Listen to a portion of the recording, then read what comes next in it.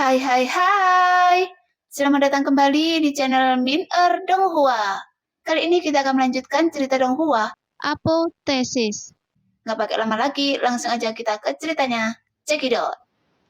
Meskipun sebenarnya Losen tidak sepenuhnya berhasil, sekarang Cilusue bersandar di Gunung Yuanci dan dengan satu tembakan telapak tangan, kekuatan Yuanci yang dikeluarkan 1000 kali lebih besar daripada kekuatan Loseng.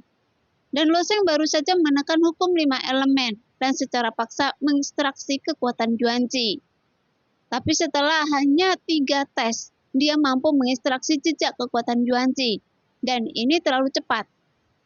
Sebelumnya, Cilusue dikirim ke Gunung Yuanci oleh leluhur keluarga Ji, dan dia tinggal di sana selama 3 tahun. Pada akhir tahun kedua, dia mengeluarkan jejak kekuatan Yuanci, tetapi seluruh proses Loseng hanya memakan waktu setengah jam. Meskipun wanita berkulit putih ini adalah murid inti dari keluarga besar lainnya di Dewa Yunian. Dia juga orang kedua setelah para jenius. Dia telah mengenalnya sejak dia masih kecil dan tahu betapa menakutkannya para jenius itu. Cilusue seperti burung ponik yang bangga di antara teman-temannya, selalu menyendiri dan dilindungi oleh orang yang lebih tua, dan kekuatan yang ditunjukkan Cilusue jauh melebihi rekan-rekannya. Karena wanita berbaju putih tidak yakin, jadi dia diam-diam bekerja keras untuk berlatih, mencoba menutupi jarak antara dirinya dan Cilusue, dan bahkan ingin melampaui Cilusue. Namun pada akhirnya, dia memahami kenyataan. Beberapa orang di dunia ini terlahir berbeda. Setelah usahanya, jarak antara dia dan Cilusue menjadi semakin lebar. Jika Cilusue sebagai seorang jenius menghabiskan 6 tahun untuk sepenuhnya menguasai teknik rahasia ini, lalu siapa pemuda di depannya ini? Apakah itu monster? Dia awalnya ingin terus melihat sejauh mana Loseng dapat mengendalikan metode rahasia keluarga Ji dalam waktu singkat ini. Tetapi Loseng mengambil Gunung Yuanci. Tapi bukan karena Loseng tidak mau berlatih di ruangan ini, dan bahkan jika dia mengekstrak sedikit kekuatan Yuanci, itu akan sia-sia. Setelah menyingkirkan Gunung Yuanci, Loseng tidak berhenti berlatih. Dia hanya terus menggunakan energi kekacauan untuk mengubah kekuatan 5 hukum menjadi melekat di telapak tangannya. Mencari rasa keseimbangan. Hanya setelah kekuatan kelima hukum ini benar-benar seimbang, barulah kekuatan Yuanci ada di ujung jarinya. Pada saat ini, sebuah garis tipis tiba-tiba muncul di dinding di suatu tempat di dalam ruangan. Garis tipis itu muncul dari sudut dinding dan memanjang ke atas. Setelah jarak sekitar 7 kaki, garis itu langsung berbelok 90 derajat, dan akhirnya ini berbentuk garis besar sebuah pintu. Di bawah suara berdengung, seluruh pintu memancarkan kilau, dan tidak lama kemudian, pintu cahaya dibuka. Kemudian seseorang membuka pintu dan masuk. Orang keenam.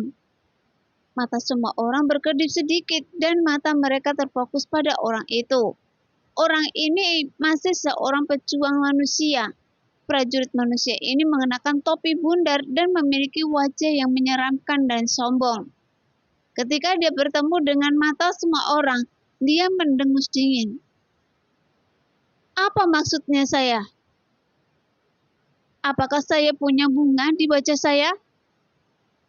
Kupon dan 5 juta poin mimpi dituangkan ke dalam para pejuang. Tak satu pun dari mereka adalah vegetarian. Mereka adalah orang-orang yang diwarisi oleh penguasa dunia atau putra suci tanah suci. Ketika wanita berbaju putih dan 2 prajurit manusia lainnya mendengar kata-kata prajurit bertopi bulat itu, ekspresi mereka tidak berubah. Namun Loseng tersenyum sedikit dan kemudian berkonsentrasi mengendalikan keseimbangan 5 elemen di tangannya. Tentu saja dia tidak akan peduli dengan orang lain ini. Tapi prajurit iblis tidak tahan mendengar ini selama periode iblis tidak merepotkan pendatang baru. Pria bertopi bundar itu sebenarnya membuat pernyataan kasar. Hei, tidak bisakah Anda melihatnya? Tanya prajurit iblis itu. Apakah Anda ingin melihat yang lain? Prajurit bertopi bundar itu menatap prajurit iblis itu dan berkata, Saya harap saja melihatnya, kata prajurit iblis itu dengan wajah miring. Lihat saya lagi. Mendengar percakapan tak berguna antara prajurit topi bundar dan prajurit iblis, Lo Sheng, wanita berbaju putih dan dua prajurit manusia yang tersisa tidak bisa menahan diri untuk tidak memutar mata. Mengetahui bahwa peraturan di ruangan ini mencegah mereka berkelahi. Keduanya adalah jenius di alam laut dewa. Tetapi mereka terlalu banyak berbicara di sini, terutama prajurit iblis yang suaranya nyaring dan sekuat lembu. Saat dia bertengkar dengan prajurit bertopi bundar, suaranya bergema di dalam ruangan. Tapi Lo Sheng tidak peduli ketika dia tiba. Dia tenang dan fokus pada kekuatan 5 elemen di jarinya, seolah-olah dia belum pernah mendengarnya. Tapi wanita berbaju putih semakin mengernyit dan ekspresi dua pejuang manusia lainnya juga menjadi gelap. Jika kalian terus berdebat lagi, saya akan membunuh kalian berdua setelah kalian meninggalkan ruangan ini. Para prajurit manusia pendek itu tidak tahan lagi dan akhirnya berteriak keras. Setelah selesai berbicara, prajurit pendek itu tiba-tiba mengulurkan tangannya hanya untuk melihat pedang pendek melayang di tangannya. Penampilan belati itu biasa-biasa saja, tetapi ada ukiran unik pada bilahnya. Tapi ada cahaya keemasan samar yang memancar dari bilah belati. Dan ada beberapa bagian yang tidak lengkap pada cahaya keemasan itu. Ketika prajurit bertopi bundar dan prajurit iblis yang sedang bertengkar melihat belati itu, mata mereka sedikit menyipit, dan ada sedikit keterkejutan di wajah mereka. Senjata dewa tertinggi, pedang Buddha. Prajurit bertopi bundar itu menatap belati dan prajurit pendek itu dan bertanya, Anda adalah seorang praktisi di tempat suci 10.000 Buddha. Jelas, artefak di seluruh alam semesta. Banyak pejuang yang telah menghafalnya, meskipun mereka belum melihatnya dengan mata kepala mereka sendiri, berdasarkan momentum dan penampakan belati tersebut. Prajurit bertopi bulat tersebut sudah dapat menebak asal-muasal belati tersebut.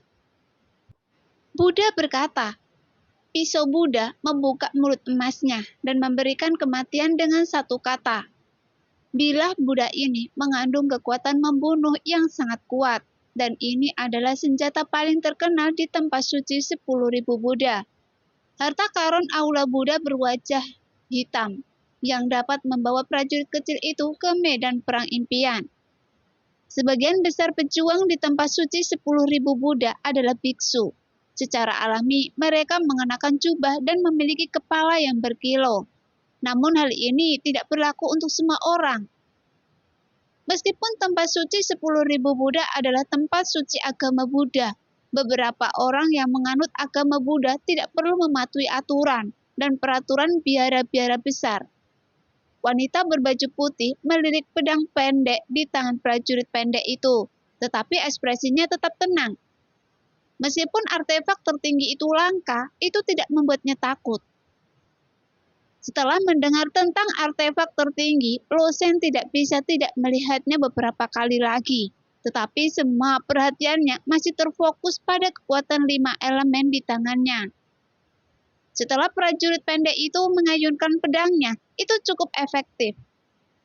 Prajurit bertopi bundar yang datang kemudian menyadari bahwa orang-orang di depannya ini sepertinya tidak bisa dianggap enteng. Jadi dia menutupi pinggiran topinya dan mendorongnya ke sudut rumah. Meskipun mata prajurit iblis itu masih penuh dengan provokasi, tapi dia tidak mengeluarkan suara keras. Ketika prajurit bertopi bundar masuk, garis tipis muncul lagi di dinding lain, dan pintu lain terbuka.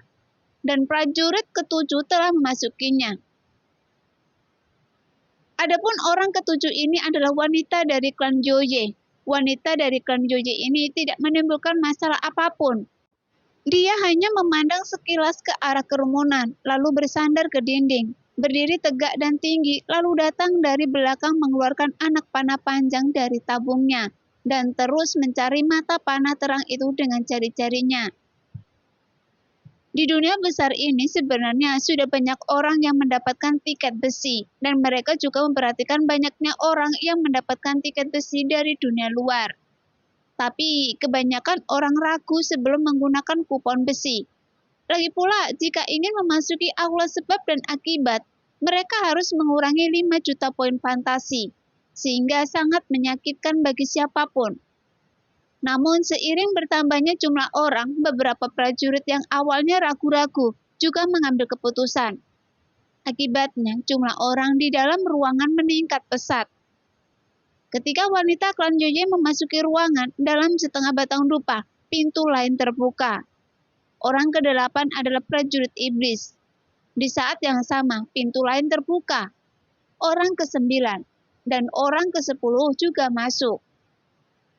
Setelah Loseng menunggu lama di sini, 10 orang di aula sebab dan akibat akhirnya berkumpul. Akhirnya, semua orang sudah lengkap. Wanita berbaju putih itu tersenyum sedikit dan setelah bangun, dia berinisiatif untuk berkata kepada Loseng, "Oke, kita bisa berangkat." Wanita berbaju putih ini tidak bermusuhan, tapi sangat sopan kepada Loseng, dan Loseng tentu saja membalasnya, sampai tersenyum. Tetapi tidak ada pintu ke ruangan ini sama sekali. Kemana kita harus pergi? Tidak, berdiri saja di tempat Anda, kata wanita berbaju putih. Setelah mengatakan itu, dinding di sekitar ruangan runtuh ke arah luar. Setelah keempat dinding runtuh ke belakang, segera menghilang, dan langit di atas kepala mereka juga menghilang dalam sekejap. Di depan semua orang, sebuah gunung megah muncul. Pegunungan yang sangat luas ini tenggelam dalam warna putih tebal, seperti negeri dongeng. Setelah 10 orang termasuk Loseng masuk, mereka berdiri di atas platform di kaki gunung. Bukankah tiket besi ini disebut aula sebab dan akibat? Mengapa ada gunung sebesar itu?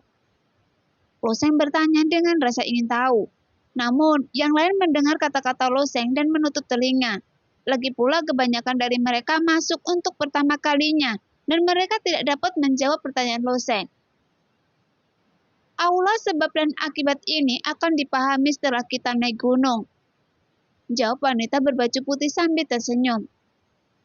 Setelah meninggalkan platform ini, semua batasan akan dicabut, tetapi saya tidak ingin semua orang bertengkar satu sama lain. Dengan kalimat ini, wanita berbaju putih mengatakannya kepada yang lain. Kenapa? Sebuah suara seram terdengar. Karena beberapa pejuang telah berpikir untuk mengambil tindakan. Bagaimanapun mereka mampu menghabiskan 5 juta poin mimpi untuk memasuki aula sebab dan akibat. Jadi mereka pasti tidak kekurangan poin mimpi. Wanita berbaju putih berkata sambil tersenyum. Poin mimpi yang ditangkap di aula sebab dan akibat dihitung dalam puluhan juta. Jika peluangnya bagus, Anda bahkan bisa mendapatkan beberapa artefak tertinggi yang belum lahir. Tapi jika Anda bersedia bertarung satu sama lain di sini, tidak ada masalah. Setelah mendengar kata-kata wanita berbaju putih, ekspresi semua orang tiba-tiba berubah. Karena prajurit ini dapat memasuki aula sebab dan akibat, dan biasanya memiliki kelebihan poin mimpi. Bahkan jika mereka membayar 5 juta poin mimpi, mereka biasanya memiliki sisa beberapa juta poin mimpi. Tapi poin mimpi ini diakumulasikan sedikit demi sedikit. Setelah mereka mengalami pertempuran yang tak terhitung jumlahnya, jadi bisakah mereka memenangkan puluhan juta poin fantasi di aula sebab dan akibat ini? Mungkinkah mendapatkan artefak tertinggi? Jadi, informasi semacam ini harus dipertimbangkan oleh para pejuang yang memiliki niat membunuh. Setelah wanita berbaju putih selesai berbicara, dia tidak memiliki terlalu banyak keraguan.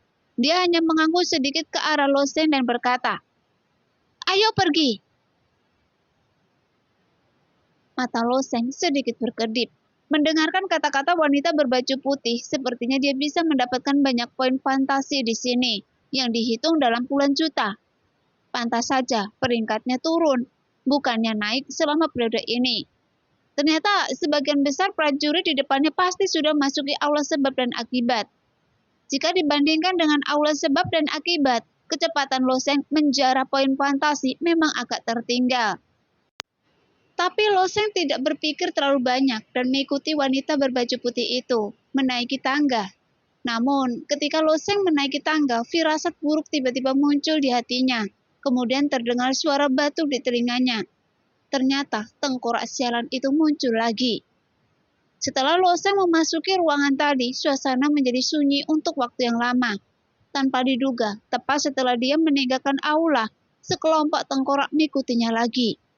Sebelumnya, Lo Sheng menggunakan perintah pergerakan untuk berpindah dari satu kota besar ke kota besar lainnya. Dan tengkorak-tengkorak ini juga menyusulnya dengan kecepatan yang luar biasa. Sekarang, Lo Sheng langsung menggunakan tiket besi untuk memasuki aula sebab dan akibat. Dan dia tidak tahu seberapa jauh dari lokasi sebelumnya, tetapi tengkorak ini masih mengikuti. Setelah meninggalkan medan perang impian, apakah mereka masih bisa mengikuti ke rumah abadi? Tidak masalah di medan perang mimpi.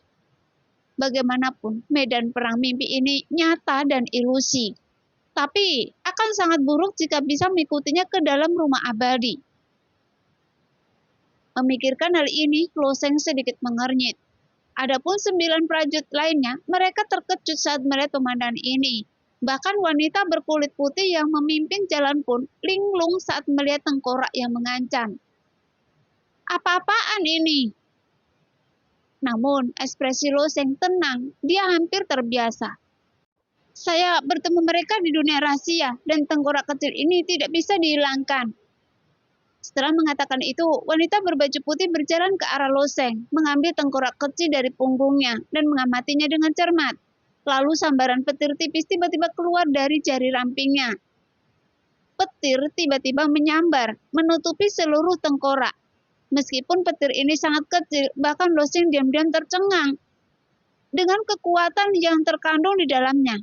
Karena kekuatan petir memang menakjubkan dan cahaya yang dipancarkannya sangat menyilaukan, tapi tidak ada gunanya. Setelah petir menghilang, tengkoraknya masih utuh, tapi Lo Sheng tidak terlalu terkejut dengan hasil ini. Lagi pula tengkorak kecil ini tidak dapat dirusak atau dihancurkan. Hukum sebab dan akibat yang terkandung di dalamnya mungkin sama sombongnya dengan aturan surga. Saat para Tianxun mengepungnya hari itu, ada tengkorak kecil yang tak terhitung jumlahnya berkeliaran dan bahkan Tianxun tidak berdaya. Jadi bagaimana para pejuang alam laut dewa bisa mengusir mereka? Hei, biarkan saya mencoba. Orang yang berbicara adalah prajurit iblis yang telah memprovokasi orang lain. Orang ini sepertinya ingin melawan semua orang di ruangan itu, tapi sekarang dia tampaknya sangat jujur. Prajurit iblis juga mengambil tengkorak. Saya akan mencobanya juga. Hei, tengkorak ini adalah senjata dewa. Saya ingin tahu apakah saya bisa menghancurkannya. Beri saya satu. Ada begitu banyak di belakang orang itu. Ambil sendiri. Pada saat ini, Lo Sheng yang berdiri di sana berada dalam kekacauan. Bukankah mereka di sini untuk masuk ke aula sebab dan akibat? Mengapa mereka justru fokus pada tengkorak di belakangnya? Melihat ekspresi Lo Sheng, wanita berbaju putih menutup mulutnya dan tersenyum. Melepaskan tangan gioknya, dan tengkorak itu otomatis terbang ke belakang Lo Sheng, menggigit punggung Lo Sheng lagi, lalu berkata, "Jika tebakan saya benar, tengkorak ini seharusnya berasal dari kutukan. Anda menebaknya dengan benar." Lo Sheng mengangkat bahu. Menurut legenda, ilmu sihir klan kuno bertentangan dengan aturan surga dan menggunakan metode kutukan untuk mencuri takdir. Oleh karena itu, ilmu sihir mereka juga sangat kuat, sehingga kutukan itu hampir tidak mungkin dipatahkan. Kata wanita berbaju putih. Mencuri takdir? Lo Sheng sedikit terkejut saat mendengar ini. Wanita berbaju putih itu tersenyum tipis. Sebenarnya saya kurang begitu memahaminya, tapi hanya ada 128 cara takdir. Jika Anda mendapatkannya dengan cara lain, Anda mungkin akan dihukum oleh surga. Jelas, takdir adalah hukum sebab dan akibat tertinggi di dunia. Dan ada 128 jalur takdir di alam semesta. Yang satu tidak terlalu banyak dan yang lainnya tidak terlalu banyak. Jika Tianxun jatuh, takdir lenyap dan kemudian mahkota takdir baru lahir. Namun menurut legenda, klan penyihir kuno mampu menggunakan ilmu sihir untuk menerapkan hukum sebab dan akibat tertinggi dengan menggunakan metode yang tidak diketahui, dan para pejuang masa kini berspekulasi bahwa inilah alasan mengapa klan penyihir kuno menghilang sepenuhnya dalam satu malam. Namun, lebih dari 1 miliar tahun telah berlalu sejak hilangnya klan penyihir kuno. Sudah lama menjadi peristiwa masa lalu yang tertutup oleh waktu, sehingga tidak dapat dihindari. Bahwa akan ada banyak penyimpangan dalam tebakan semua orang. Ayo pergi. Saya lupa menyebutkan tadi, terbang dilarang di aula sebab dan akibat, jadi Anda hanya bisa menaiki tangga ini selangkah demi selangkah. Mendengar itu, Losin juga mengikuti wanita berbaju putih itu. Pada saat yang sama, 8 prajurit di belakang Loseng menggunakan metode mereka sendiri untuk mematahkan tengkorak kecil itu. Saya tidak bisa membelahnya, dan pedang iblis hitam saya juga rusak. Prajurit iblis itu memegang pedang hitam pekat di tangannya dan berkata dengan ekspresi tertekan di wajahnya. Itu adalah artefak kelas 1. Tapi setelah serangan pedang ini, tengkorak kecilnya masih utuh. Dan ada celah setengah lingkaran pada pedang besar itu. Untungnya, senjata yang dihancurkan di medan perang impian ini masih aman di dunia luar. Jika tidak, orang ini pasti akan menjadi gila. Tapi sekarang, pedangnya rusak. Dia harus menghadapi banyak pertempuran di masa depan. Tanpa artefak kelas 1 ini, itu akan sedikit merepotkan. Mendengar kata-kata prajurit iblis ini, semua orang memandangnya dengan ekspresi bodoh. Mereka melepas tengkorak kecil dari belakang Loseng hanya karena penasaran. Tentu saja, tidak ada yang mematahkan tengkorak kecil dengan metode ini. Jadi mereka menyerah satu demi satu. Tengkorak kecil itu dikembalikan ke pemilik aslinya lagi dan mereka menempel di punggung Loseng. Setelah menggetakkan gigi putih, mereka menaiki tangga di belakang Loseng. Tangga batu giok putih ini lebarnya sekitar 2 kaki dan ada ratusan ribu anak tangga yang menanjak dari puncak gunung megah ini. Meski terbang dilarang, kecepatan rombongan 10 orang itu tidak terlalu lambat. Dengan peringatan dari wanita berbaju putih, 10 orang untuk sementara tidak terlalu waspada satu sama lain.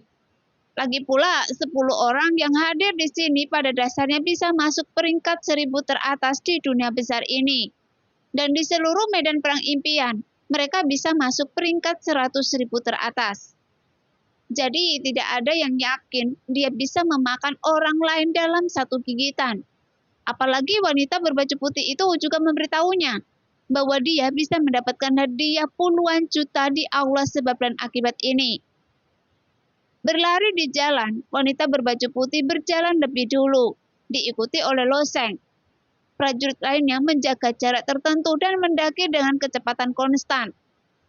Setelah mendaki seperti ini untuk mendapatkan sebatang dupa, semua orang berhenti di depan sebuah aula.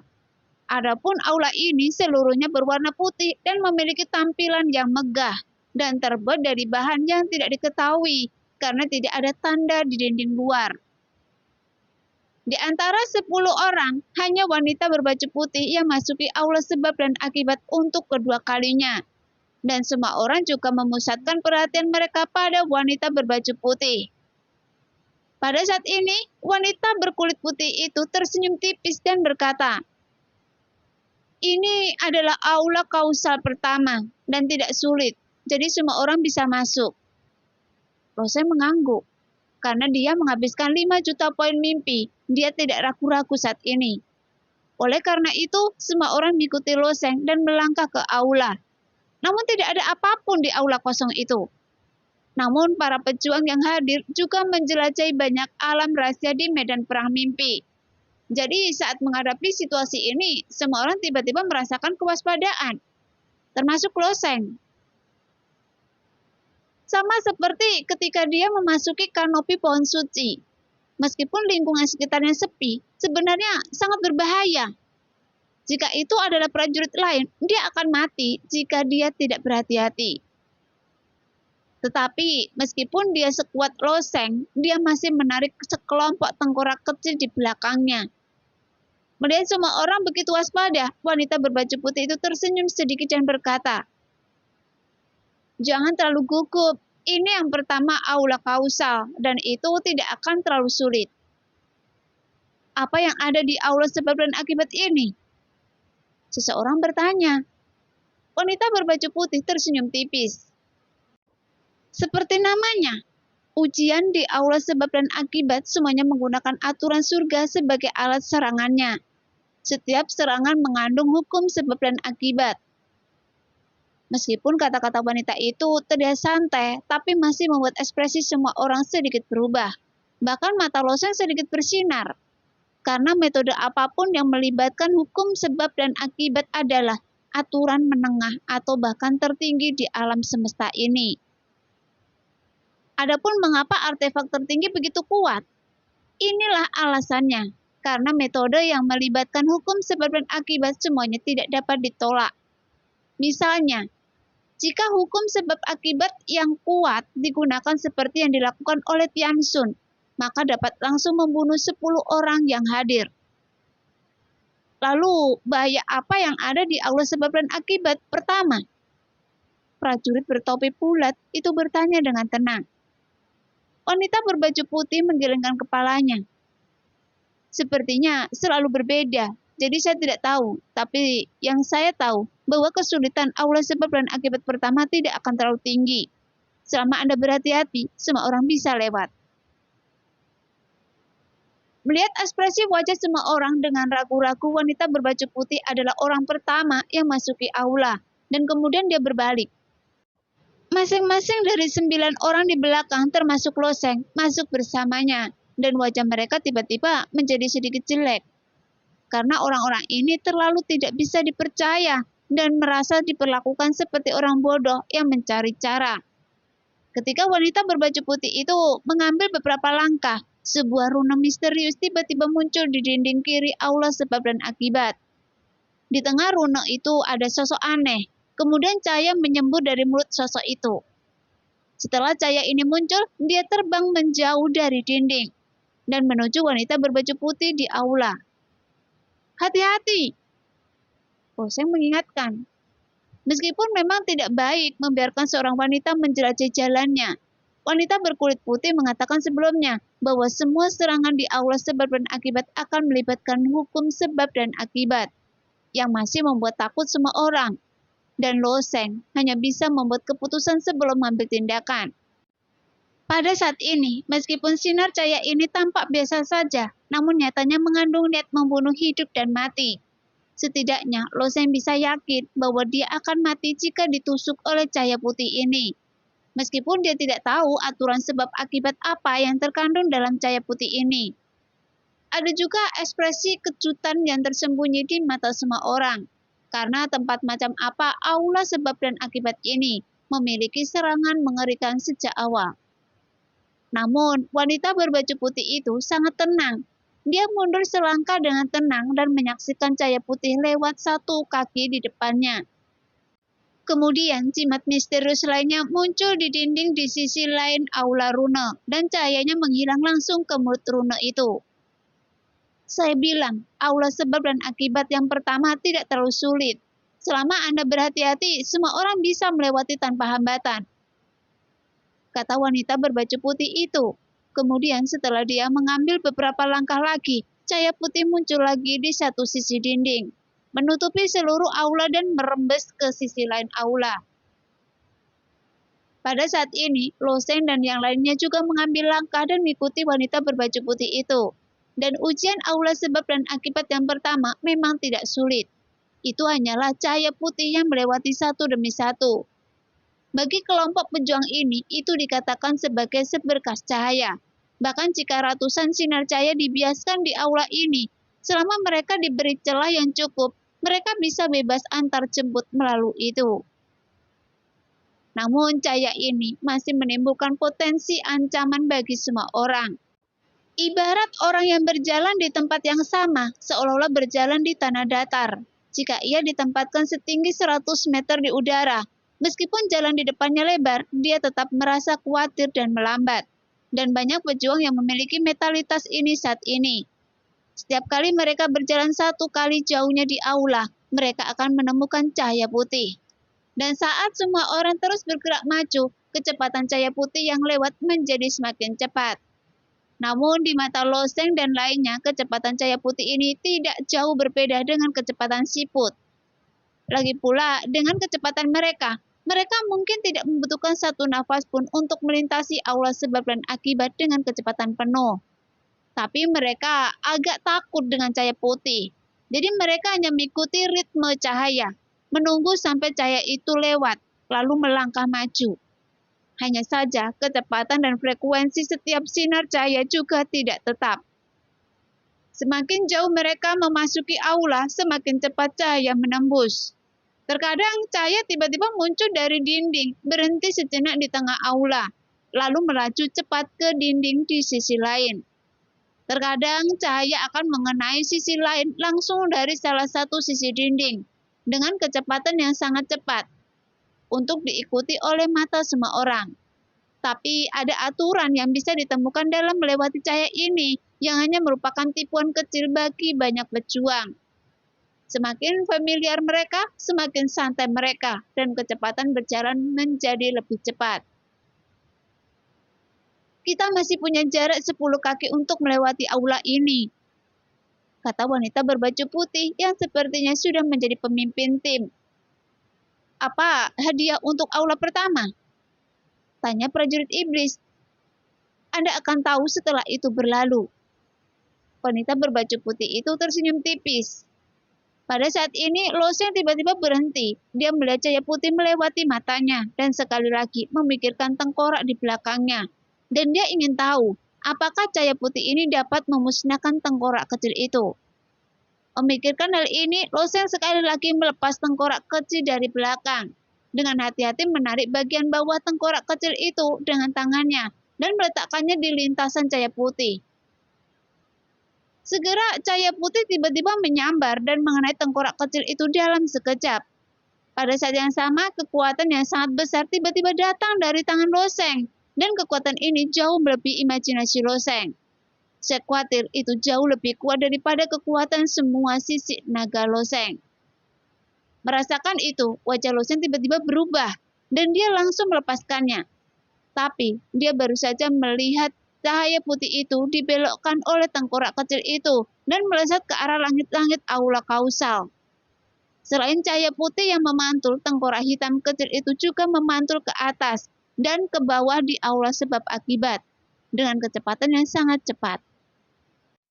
Nah, demikianlah cerita hari ini. Terima kasih yang sudah menonton video Min Earth sampai selesai. Sampai jumpa di video selanjutnya. Bye-bye.